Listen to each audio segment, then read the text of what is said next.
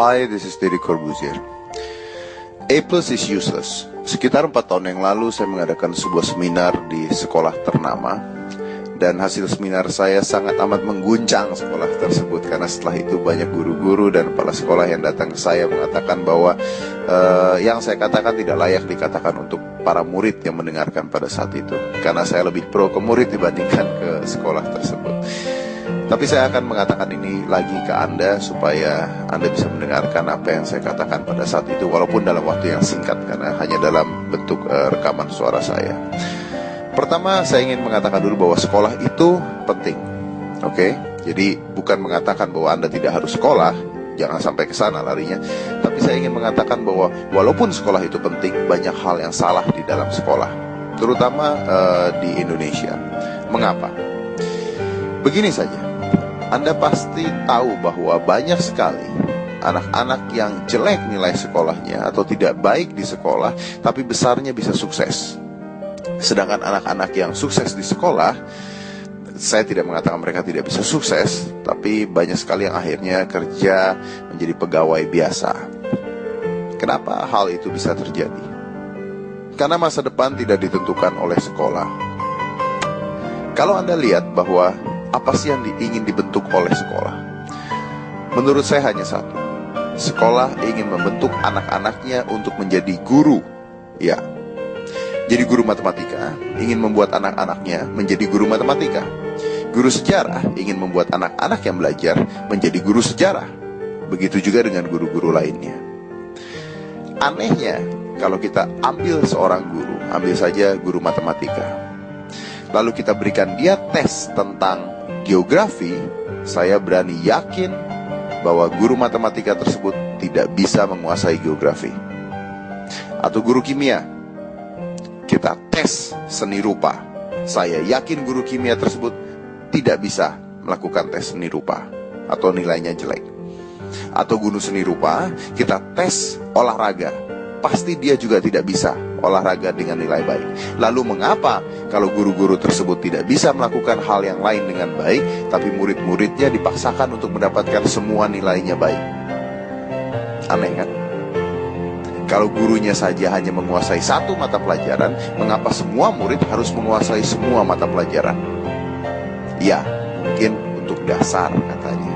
Tapi toh ternyata ketika sudah dewasa, sang guru pun sadar bahwa dia tidak menggunakan atau tidak memerlukan semua ilmu pelajaran yang diberikan pada saat dia kecil. Ya tidak. Karena pada dasarnya tidak ada manusia yang bisa sempurna di dalam segala hal. Begitu juga dengan murid-murid. Murid-murid tidak akan bisa menguasai semua hal secara baik. Dan banyak sekali pelajaran-pelajaran yang diberikan dan tidak akan digunakan ketika Anda dewasa. Contohnya begini saja, mempelajari peta buta. Saya sampai sekarang tidak tahu mengapa saya harus mempelajari peta buta ketika saya kecil. Saya tidak menjadi ahli geografi. Saya tidak menjadi tour guide. Saya tidak menjadi itu. Lalu buat apa saya dulu belajar itu? Kalau saya ingin menjadi seorang tour guide atau saya ingin menjadi seorang ahli geografi, mungkin saya harus mempelajari hal tersebut. Atau menghafalkan nama-nama gubernur, menghafalkan nama-nama wali kota. Sedangkan wali kota atau gubernur berganti setiap berapa tahun sekali. Jadi sangat amat tidak masuk akal menurut saya. Saya tidak tahu pelajaran sekarang masih atau tidak menghafalkan nama-nama tersebut. Dulu pada saat saya masih sekolah di SMP atau SMA saya lupa, guru akuntan saya mengatakan pada saya, karena nilai akuntan saya jelek, kalau nilai akuntansi kamu jelek, dan kamu tidak akan bisa menjadi orang sukses. Oh ya, ternyata saya bisa sukses dan saya bisa membayar seorang akuntan untuk bekerja pada saya. Itu adalah fakta. Sekarang begini sajalah. Apa sih yang harus dirubah? Sekolahnya? Mungkin sistemnya. Mengapa tidak sejak kecil ketika anak masuk dari sekolah SD, kita lihat dulu berapa lama, apa yang dia suka, lalu kita bagi kelasnya. Kalau anak ini memang suka matematika, berikan dia pelajaran matematika lebih banyak. Kalau anak ini suka sejarah, berikan dia pelajaran sejarah lebih banyak. Jadi seperti orang kuliah, tapi sejak kecil. Jadi sejak kecil anak ini sudah dijuruskan ke pelajaran yang dia suka. Bukan dijejalkan dengan semua pelajaran yang dia suka atau tidak suka, harus bisa, harus hafal. Ada anak-anak dengan ranking 1 yang bisa menghafalkan semuanya, tapi begitu dia menjadi dewasa, pikirannya telah terkotaki, kreativitasnya telah buntu, otak kanannya tidak akan jalan. Kenapa? Karena yang dipakai hanya otak kiri, menghafal. Jadi akhirnya bukan pintar, bukan cerdik, tapi jago menghafal. Menghafal rumus matematika, menghafal sejarah, menghafal peta buta, dan sebagainya. Dan biasanya anak-anak seperti itu pelajaran olahraganya atau pelajaran seni rupanya pasti jelek, karena otak kanannya tidak akan dipakai. Anak saya sekolah di sekolah internasional, dan sejak kecil, sejak SD, anak saya sudah diarahkan ke pelajaran mana yang dia lebih suka dan kelasnya lebih banyak. Jadi kelasnya banyak dan anak ini yang datang ke kelas, bukan guru yang ke kelas untuk mengajar anaknya. Lalu bagaimana merubah itu semua?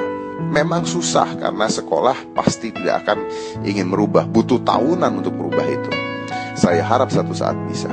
Tapi sebelum itu bisa, apabila yang mendengarkan suara saya ini adalah orang tua, dengarkan saya baik-baik. Apabila yang mendengarkan suara saya ini adalah anak-anak, minta orang tua Anda mendengarkan suara saya sebentar saja. Kalau seandainya orang tua mendukung apa yang anaknya suka dalam mata pelajaran, mungkin dia akan menjadi orang yang lebih berhasil nanti ke depannya. Bagaimana caranya? Begini, pelajaran matematika merah, pelajaran seni rupa bagus. Kenapa yang harus dilesin di rumah adalah pelajaran matematika? Kenapa memanggil guru matematika untuk memberikan les tambahan matematika? Tidak perlu kan? Kenapa tidak dilesin sesuatu yang memang anak itu suka? Kalau anak saya matematikanya jelek, seni rupanya bagus, saya akan lesin dia seni rupa, supaya bakatnya dikembangkan sejak kecil, bukan memaksakan hal yang memang dia tidak suka. Kalau seni rupanya jelek, sejarahnya bagus, biarkan seni rupanya jelek. Pelajaran sejarahnya dibantu oleh orang tuanya di rumah, dikembangkan. Memang ada pelajaran-pelajaran yang kalau jelek atau merah Anda tidak naik kelas. Ya, kalau pelajaran seperti itu dibantu supaya dapat nilai secukupnya. Tidak perlu 9, tidak perlu 10. Ingat, nilai pelajaran Anda tidak menentukan masa depan Anda. Nilai UAS Anda tidak menentukan masa depan Anda. Anda ranking 1 di sekolah bukan berarti Anda berhasil menjadi seorang manusia kelak ketika Anda dewasa. Sama sekali tidak berhubungan, menurut saya. Kuncinya adalah orang tua di sini. Orang tua harus mendukung apa yang anak suka. Kalau ada pelajaran yang jelek, ada pelajaran yang baik, dukung pelajaran yang baik. Jangan memaksakan anaknya untuk mempelajari pelajaran yang jelek sampai dia bagus, sampai dia nilainya 9 atau 10. Tidak penting.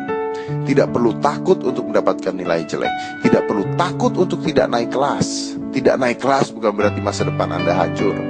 Ada loh anak yang sampai bunuh diri karena dia tidak naik kelas. Itu yang hancur masa depannya. Saya pernah tidak naik kelas. Masalah? Tidak sama sekali. Orang tua saya marah pada saya? Tidak sama sekali pada saat itu. Kebetulan orang tua saya mungkin berpikiran luar biasa dan moderat, dan tidak semua orang tua bisa seperti itu. Tapi itu yang saya harapkan dari orang tua sekarang yang ada di Indonesia. Memberikan dukungan pada anak-anaknya. Tidak memarahi ketika dia pelajarannya jelek. Tidak menghakimi ketika tidak semua pelajaran anak itu bisa menjadi baik. Kita harus mengerti dan mendukung apa yang anak itu suka. Ingat sekali lagi bahwa masa depan anak tidak tergantung dari pintar tidaknya dia di sekolah. Masa depan anak tidak tergantung dari dia naik kelas atau tidak naik kelas. Masa depan Anda juga tidak tergantung dari nilai rapot Anda. Masa depan Anda sebenarnya tergantung dari cara Anda bersosialisasi dan menambah pengetahuan setiap harinya yang bisa didapat dari mana-mana, dari internet, dari buku, dari majalah, dari cerita, dari pengalaman orang yang Anda suka. Saya punya teman yang kecilnya pelajarannya jelek karena dia suka main game, dan sekarang dia memiliki sebuah toko game terbesar di Indonesia. Kaya raya. Masa depan Anda tidak tergantung dari nilai sekolah Anda. Masa depan Anda ada di tangan Anda. Jangan takut untuk mendapatkan merah di sekolah. Kadang-kadang merah artinya sukses untuk masa depan. Saya Deddy Corbuzier.